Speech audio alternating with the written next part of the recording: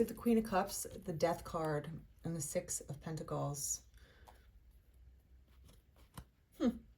A swift change that's transforming you into success.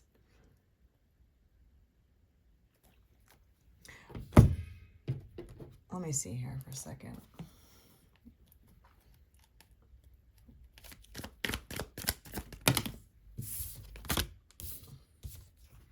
Emperor. Seven of Swords. Three of Swords. One more. Knight of Pentacles.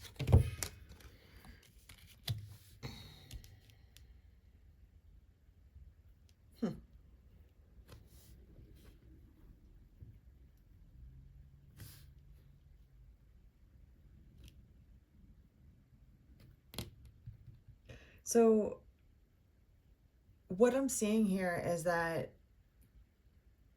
you discovered in some sort of relationship in the past that they were there was a third party involved. And three is company. And when you found out about this, obviously you left, you ended it. And you're going to regain your success in love because of it, because you gave yourself the chance to start over again with something new. The lies that come from the Three of Swords, right? When somebody cheats, it's not just the act of physically being with someone else that drives people crazy. It's all the little lies that someone said to you, all the things that they gaslit you on when you questioned them and you knew already. I knew this person was doing this, and when I asked them what was up, they gaslit me. They lied to me. They deceived me, right? That's the thing that almost hurts more because it's a long-term lie. They could have lied to you for months. They could have lied to you for years. However long, a lie is a lie, and some people don't deal well with lies.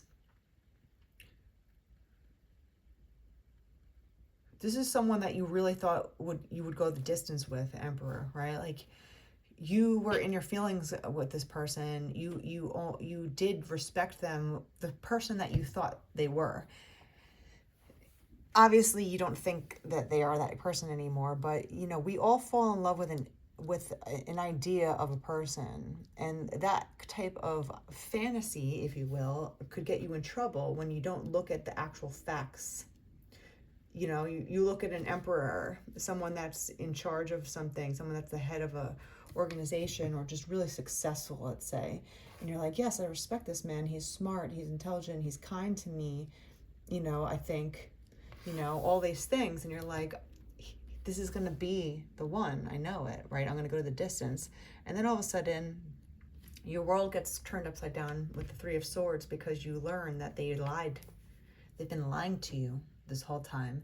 And then everything you thought was true, everything that you thought about this person was true, is all false. Everything was a facade. And that's what really hurts people when they get cheated on. It's not just the physical act.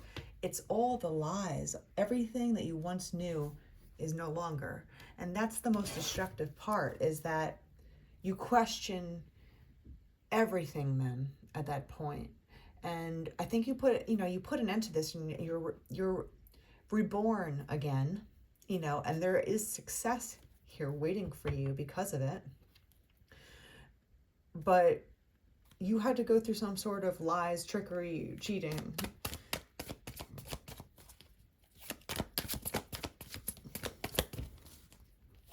There's a lot of narcissists that get to the top. There's psychopaths, narcissists, sociopaths. The same is about 30% of CEOs in this country are psychopaths. And you wonder why, right? And it's the same amount that are in jails. Narcissists are consumed with getting ahead in life, and they usually become monetarily successful because they're obsessed with it. They're obsessed with image, making themselves look good, and that involves money most of the time. We have Queen of Pentacles, the High Priestess, Page of Pentacles.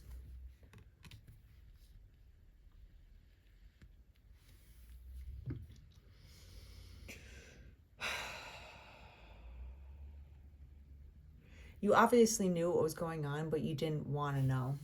You know, this is the thing, our intuition knows. You can call it whatever you want, but if you've been with somebody for a long time, you could feel them when they're not there, right? Especially if you've been romantically involved. And you can feel when they're cheating. You could just feel it inside, in your bones, in every cell of your body. And 555 on the clock, all changing, right? This is, the mother might have known about his cheating, which is strange. The mother might have instigated it. You know, a lot of narcissists have mothers that are narcissists. It's a strange relationship, but if you look up and you start researching narcissism like I had to, the mother-son relationship of two narcissists is really strong. And if you've ever had to be in a relationship with one and deal with his mother, they treat you and their mother very differently. They'll treat you like shit, but they'll treat their mother like gold. And yes, we all treat our mothers like gold. But the thing is that the mother has a sick relationship with her son where they're enmeshed with each other. It's not just a loving mother-son relationship where she wishes him well, and she's almost romantically involved with him as well. And they do weird things together, and they're enmeshed. And he cowers down to her because he had to. That's how he became a narcissist himself. But they feed into each other, and she doesn't like competition. So whoever he chooses to be with, she wants that person, you, to feel as much pain as she does. So that's why she would approve him cheating on you. The Devil. Yeah. And the Nine of Cups. They were obsessed with just fulfilling their own fantasies and not caring what the outcome was. And that's exactly what a narcissist does. They don't care about anybody else. A psychopath doesn't wonder if you feel bad about what they're doing. They don't care. They simply don't care. And this is what they were doing. They were kind of doing a lot behind your back. There might have been more than 3 swords, okay? I'll just call it like it is. But they just went after everything that they wanted, whether or not they were committed to you, quote unquote, or not. And the mother almost instigated it because she's so unhappy with her relationship, her marriage, that she wishes everyone else around her to feel just as miserable as she does. That's why she would let her son do such despicable things. Chariot.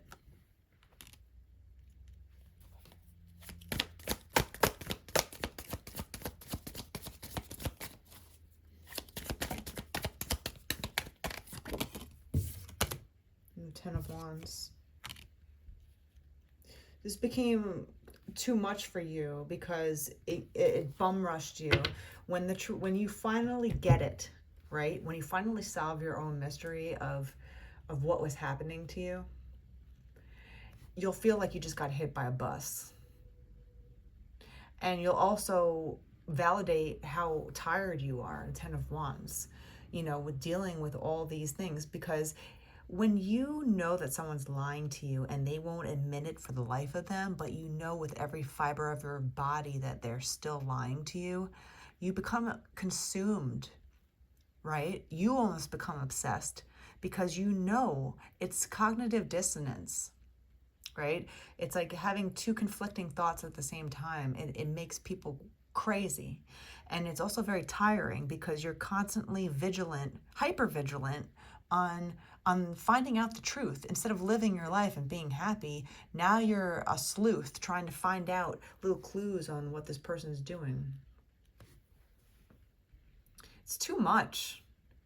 Like if you're in a relationship and you're constantly worried about where the other person is, what they're doing, what girl they're talking to, why are they flirting with this person right in front of you? Why aren't they giving you attention like they do with their mother? Why aren't they giving you attention like they do with their, friends, girlfriends? All these weird things that they put you through, you become consumed with how wrong it is. You have to step out of that situation and just say enough. This is enough, right? I can't do this anymore, the 10 of Wands. This is too much for me to bear. It's just too much. Like, this relationship is not worth the frustration of trying to find out the truth all the time. If I don't know the truth and the truth isn't clear in front of me, I don't want anything to do with it. And that's what you did. But this was a really frustrating scenario because there was somebody that you thought you were going to stay with forever. Someone that you thought that you respected, and they turned out to be a dirty dog. And not only that, their mother instigated it as well. She almost was happy about hearing about it, which is strange. Goodness.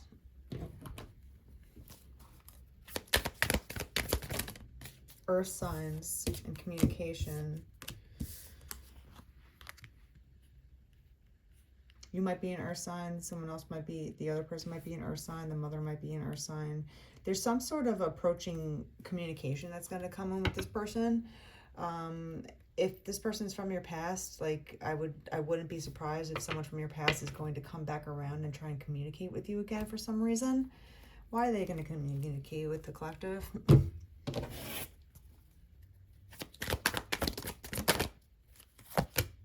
The Sun, because they're going to say you make them happy. Please don't be fooled by someone that has deceived you. Don't ever believe their words. This is the thing. If someone lies to you one time, they're going to lie again. It's just how it is. Unless this person apologizes profusely and you know that they are someone that doesn't lie usually, and it was literally just a one-time thing, and you know that in the bottom of your heart, then yes, you can give up people chances again, but they have to express to you that, right? You can't just take a cheater back and just believe everything they say and think that the second, third, fourth time is going to be different than the first. Okay? Like, people don't change. And if they do change, it takes time, and they're not going to change for you. They're going to change for themselves. So just remind yourself that if someone comes back around and tries to say that they still love you, do not believe them, especially if they've lied and deceived you for so long.